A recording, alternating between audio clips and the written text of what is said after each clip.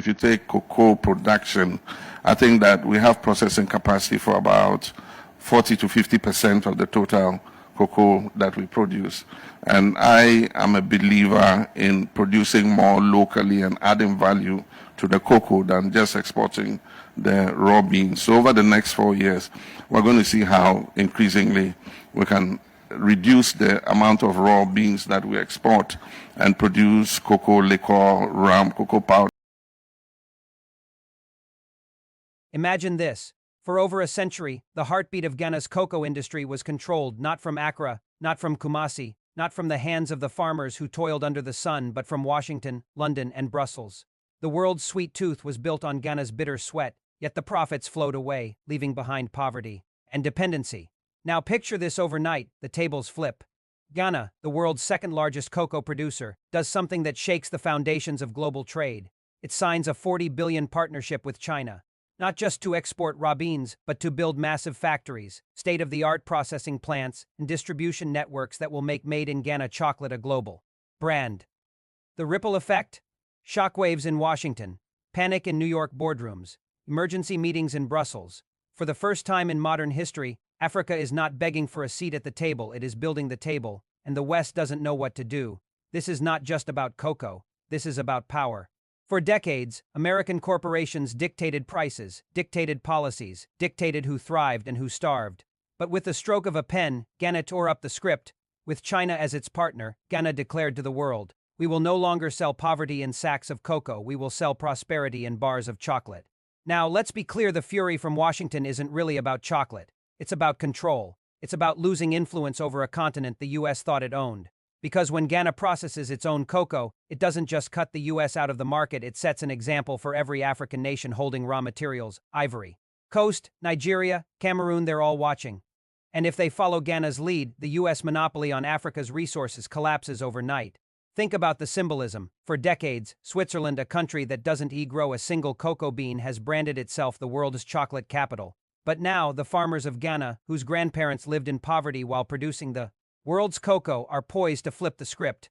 Soon, shelves in Shanghai, Dubai, Nairobi, and even Paris could be filled with premium Ghanaian chocolate, stamped not with or lint, but with proud African brands. And here's what really terrifies Washington. This isn't just an economic deal, it is a cultural revolution. Every bar of Ghanaian chocolate is a statement. Africa will no longer be raw. Africa will no longer be exploited. Africa will no longer be silent. So when we say this $40 billion cocoa deal is a direct cut against U.S. power, understand this. It's not hyperbole. It's reality. The United States is watching its grip on Africa loosen, not with bullets or battles, but with cocoa beans turned into chocolate bars. The sweetest rebellion the world has ever seen. And make no mistake, this is only the beginning. Ghana's choice will inspire a domino effect across the continent. Today it's cocoa. Tomorrow it's oil, lithium, uranium, gold. Africa is rising, and the old powers of the West are terrified. This is the story of a nation that dared to rewrite history. This is the story of Ghana. And this $40 billion deal isn't just trade. It's revolution wrapped in foil, ready to melt in the hands of the world. The story of cocoa has always been the story of Ghana. For more than a century, the sweet, rich bean grown in the fertile soils of West Africa has shaped the economy, the identity, and the struggle of millions of Ghanaians. Cocoa built towns, cocoa sent children to school, cocoa put Ghana on the map as the world's second largest producer of the crop that sweetens the planet. But for decades, while Ghana grew the cocoa, others reaped the wealth. Europe, America, and their corporations controlled the trade, dictated the prices, and took the lion's share of the profits, while the farmers themselves lived with little more than survival. The United States, in particular, benefited massively from this imbalance. For decades, American chocolate giants companies like Hershey's and Mars relied on Ghanaian cocoa, shipped cheaply and in raw form, to feed their billion-dollar industries. In return, Ghana remained trapped in a cycle of low wages, weak infrastructure, and dependency on Western markets. It was the colonial model without the colonial flags. And for Washington, it worked perfectly: cheap African resources powering American consumption. But today, that cycle has been broken. Ghana has just signed a monumental $40 billion cocoa deal with China, an agreement so vast, so unprecedented, that it has cut the United States out of the supply chain completely. No more cheap cocoa exported to the U.S. under exploitative contracts.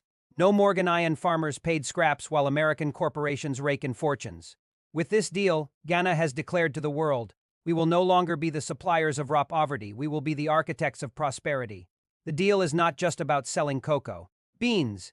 It is about transforming Ghana into a global powerhouse of cocoa processing, chocolate manufacturing, and industrial expansion. China has pledged billions not only to purchase cocoa but to build processing plants, to finance factories, to develop transport infrastructure, and to train Ghanaian engineers in advanced production methods. For the first time in history, Ghana will not only grow cocoa, it will process it, brand it, package it, and sell it directly to the world. This is what terrifies the United States.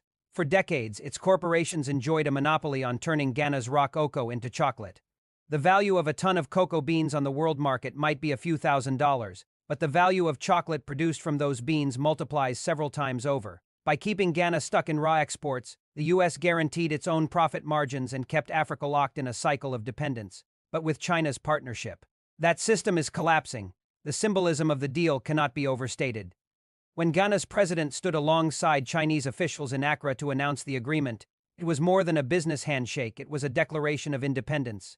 It was the fulfillment of Kwame Nkrumah's dream that Ghana would one day rise not as a supplier of raw materials to the world, but as a manufacturer, a producer, a true industrial power. The applause that rang out that day was not only for the billions in investment but for the rebirth of sovereignty. Farmers across Ghana cheered the news. For generations, they had labored in the cocoa fields under the burning sun, producing the beans that fed the world's sweet tooth but left them with empty pockets.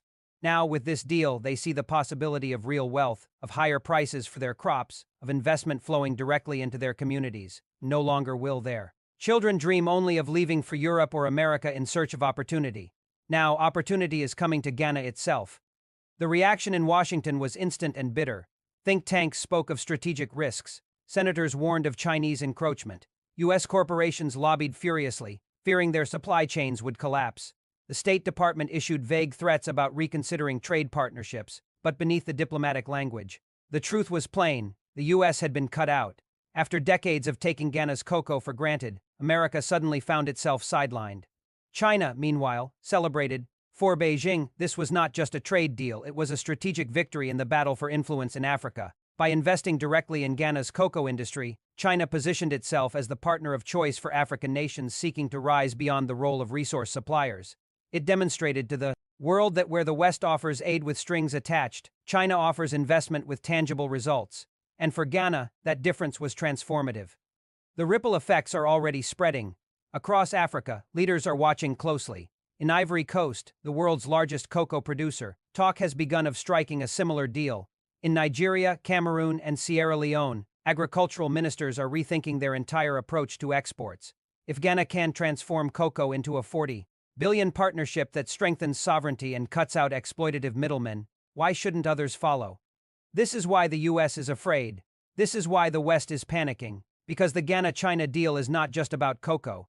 It is about a new model of trade, one where Africa is not the supplier of raw resources to feed Western industries, but the co-owner of industries itself.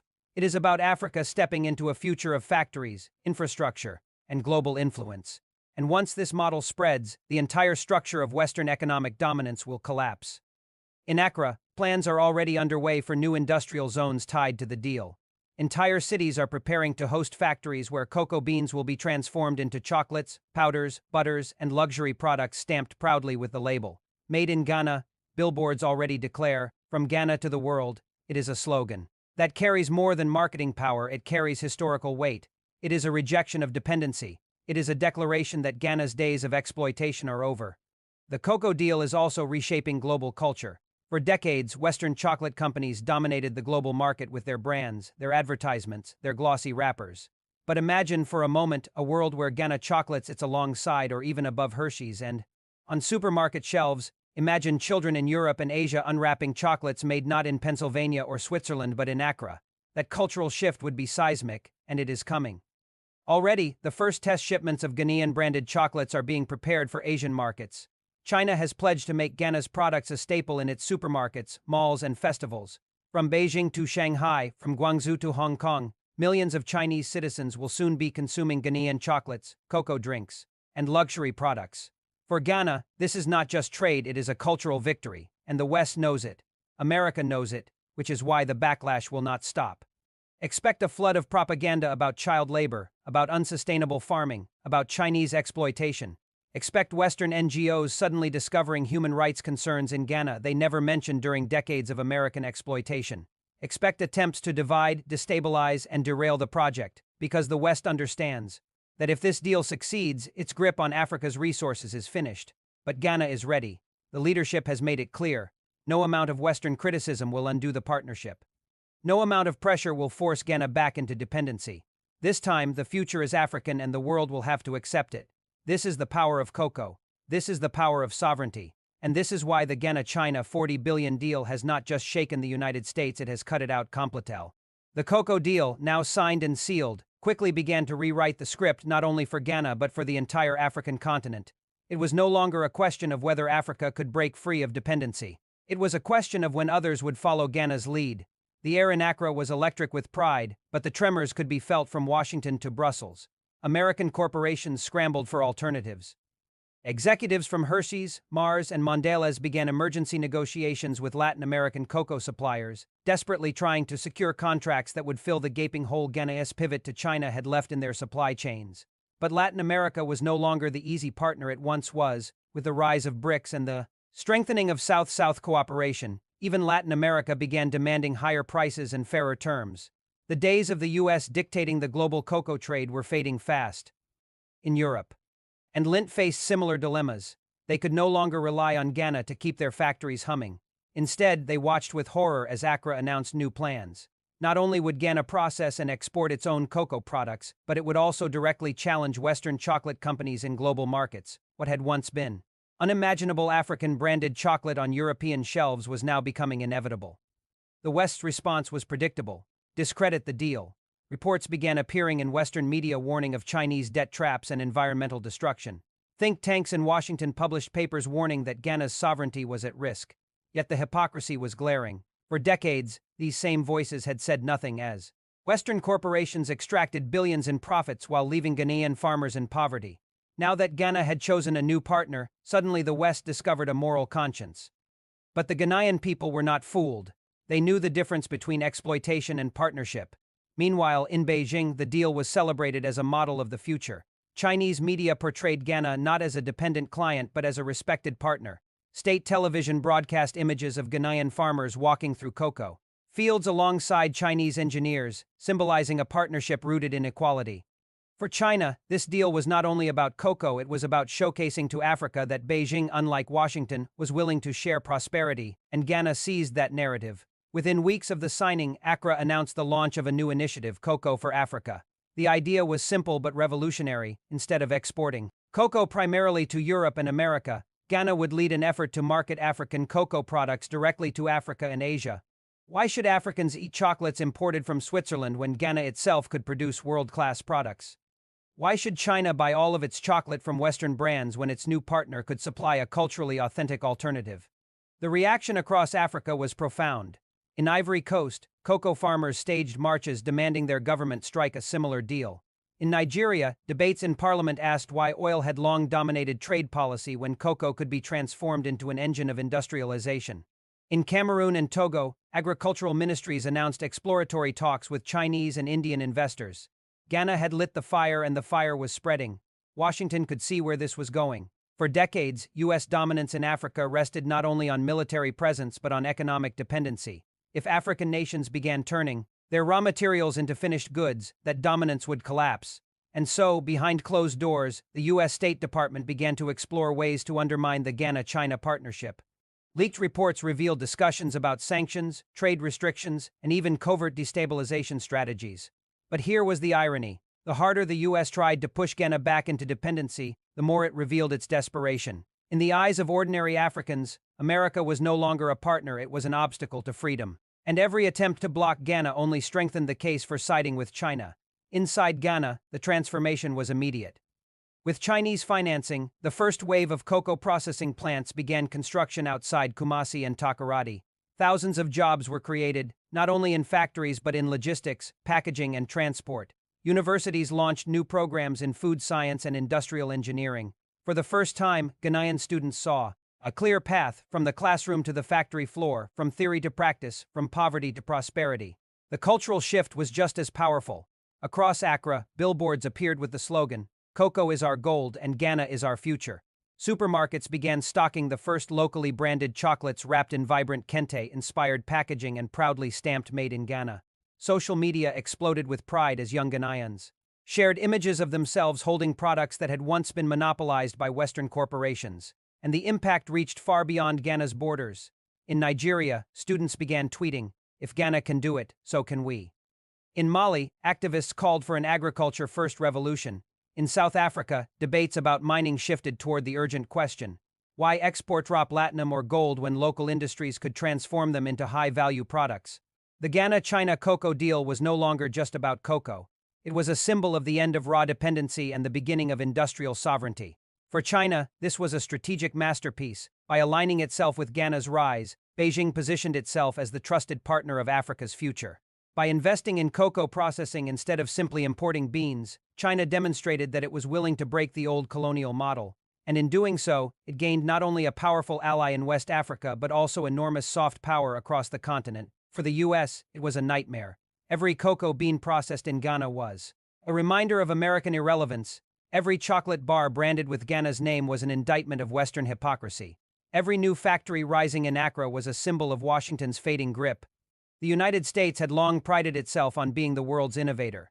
Now it was being outmaneuvered in Africa not by military might but by cocoa beans. As months passed, the results spoke for themselves. Ghana's GDP surged, unemployment dropped, cocoa farmers reported their highest incomes in decades, and the world began to take notice. Trade delegations from Asia, Latin America, and even parts of Europe visited Accra, eager to explore new partnerships. Suddenly, Ghana was no longer begging for investment, it was choosing its partners. This, above all, was the real revolution.